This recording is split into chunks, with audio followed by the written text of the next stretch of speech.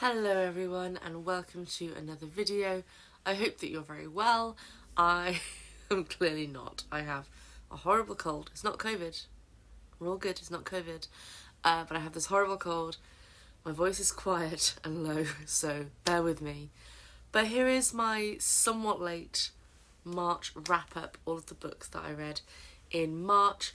March was a very busy month, reading and otherwise, which is why I barely uploaded, but I read a lot of books in March.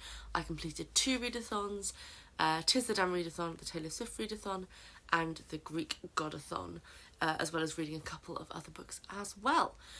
So without any further ado, let's jump in. The first book I finished was part of a book tour, so I was sent this for free, and that is The Crux by Charlotte Perkins Gilman. And Charlotte Perkins Gilman, I can't speak today. Charlotte Perkins Gilman is best known for The Yellow Wallpaper. So she was a very popular early feminist writer in the late 19th and early 20th century.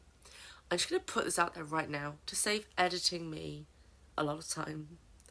My brain is like one big snot right now, so I will probably get words mixed up. I'm very sorry. So this is a new edition with a new prologue, a new introduction, it's got a new introduction. And this book follows a group of women who move west across America to start their own business.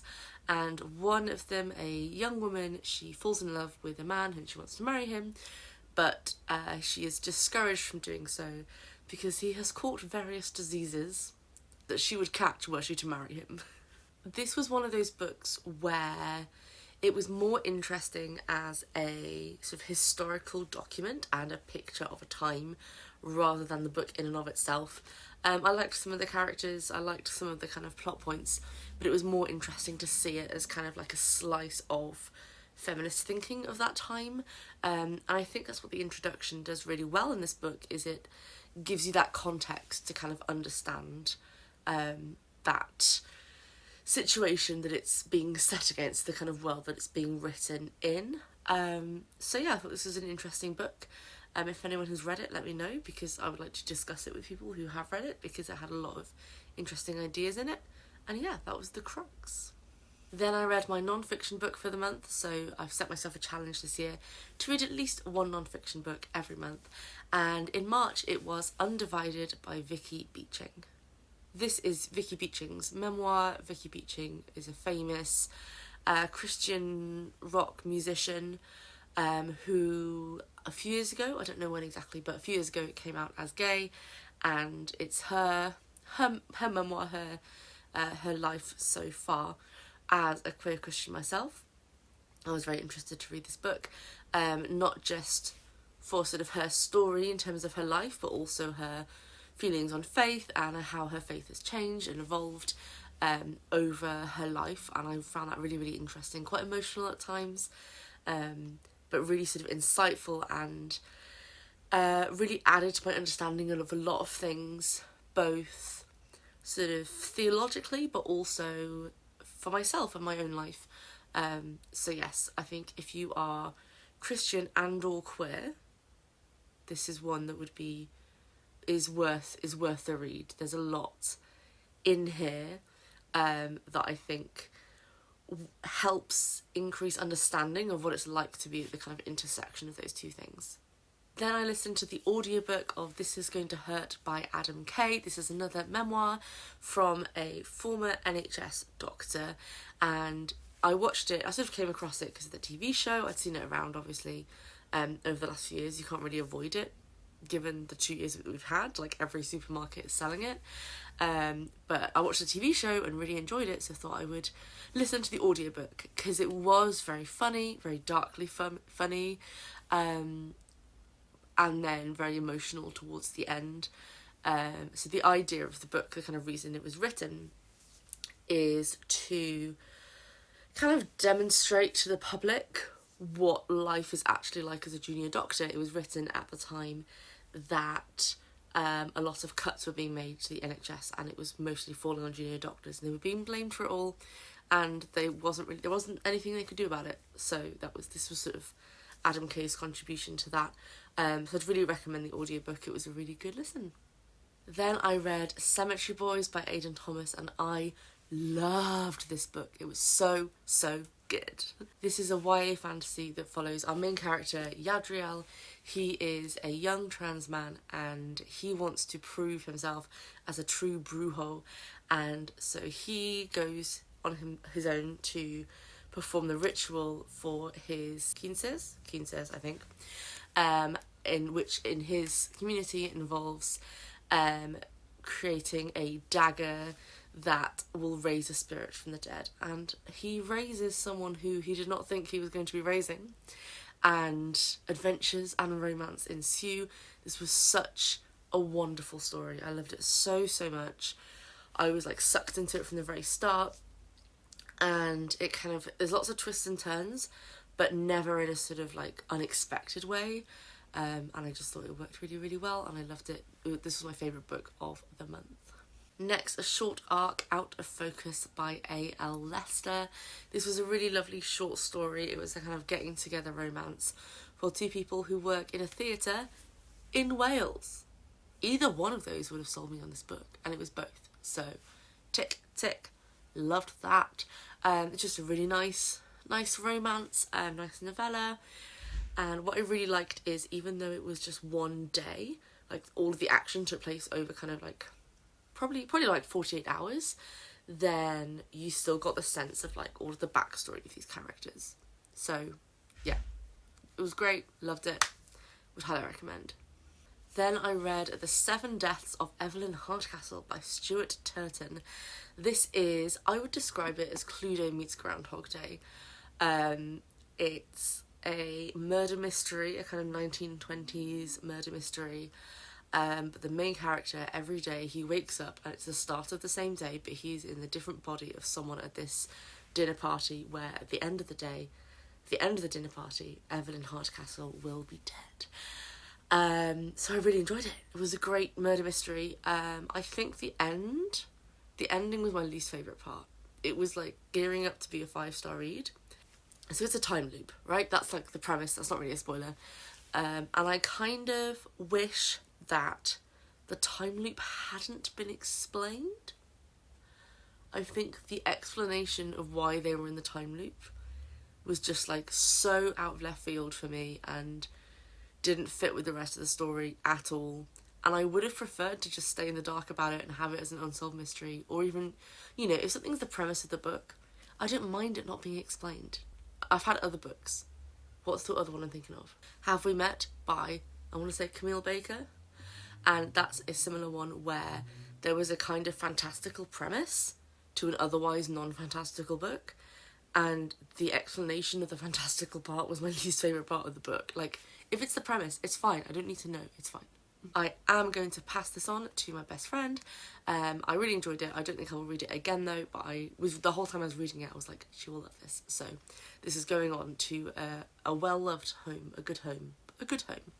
Then with Bridgeton on the horizon, I read To Sir Philip with Love by Julia Quinn. This is Eloise Bridgerton's romance in the series. And I was not a fan. I didn't really enjoy this one. Couldn't really get behind the romance. The story just kind of felt a bit meh for me. The direction that Eloise's character took didn't really work for me. I don't know. It just, yeah. I don't know if it's my least favourite one so far. I think it might be my least favourite one. Now I've sat on it for a bit, I think it's my least favourite Bridgerton book. Next up, my Tudor Challenge book this month was The Testimony of Alice Twist by Susanna Dunn. This was my least favourite book I read this month. I did not enjoy it. The story follows Alice. She is she works in the laundry for Queen Mary I, and she is deployed to the household of the then Princess Elizabeth I to act as a spy. Nothing really happened. There was supposed to be this romance at the centre of it, like a sapphic romance, which is why I picked it up in the first place, and I just couldn't get behind that. It didn't really, it kind of came out of nowhere. It was very sort of like, there wasn't much character development behind it, and it had one of my least favourite things. I've realised this is one of my least favourite things. When there is a twist reveal about the main character, shock reveal about the main character, but like the main character knew the whole time, and it wasn't, because sometimes in books, like, you know, you can tell that the main character is like telling you, the reader, their story, and it would make sense that they would hold things back. But if they're just a regular protagonist and you're like an omniscient third person observer, like, don't give me a shock twist reveal that barely affects the story. It's one of my bugbears. So, did not enjoy this, gave it 2 stars.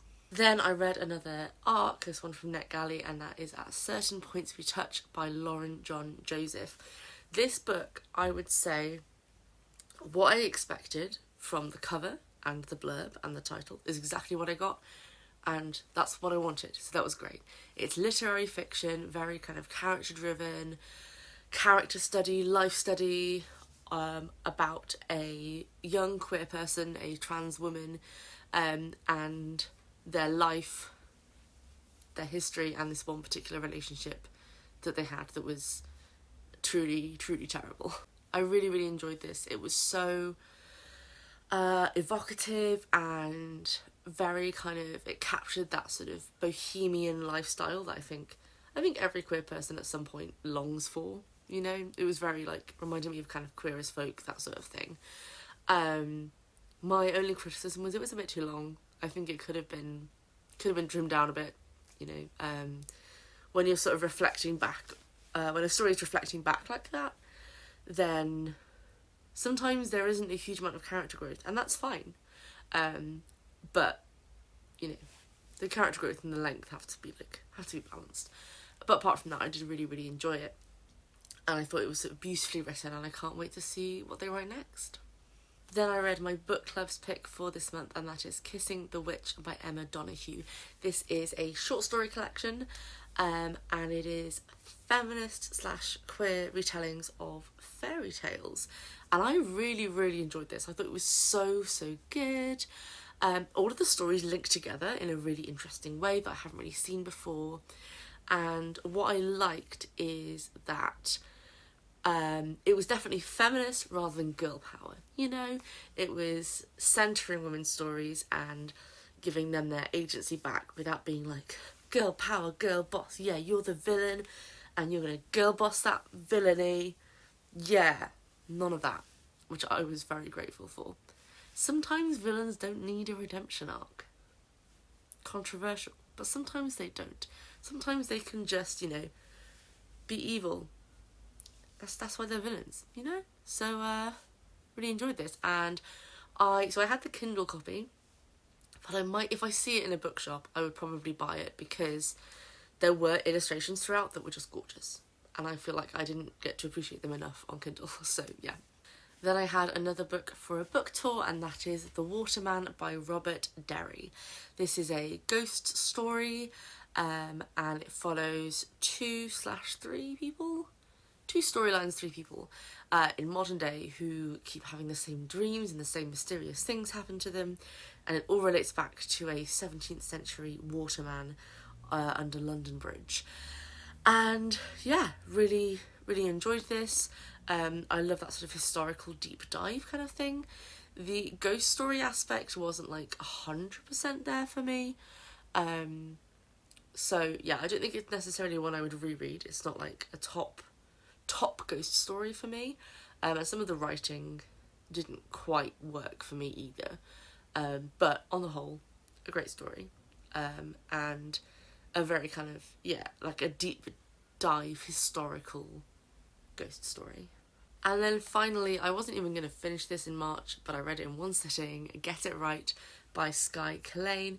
This was another arc, and it is a short story, sapphic romance, and it was glorious. There are 2 women who met when one of them was in prison and the other one was a nurse working in the prison, and then time has passed and they meet in the outside world and realise that, you know, they're allowed to explore a relationship now.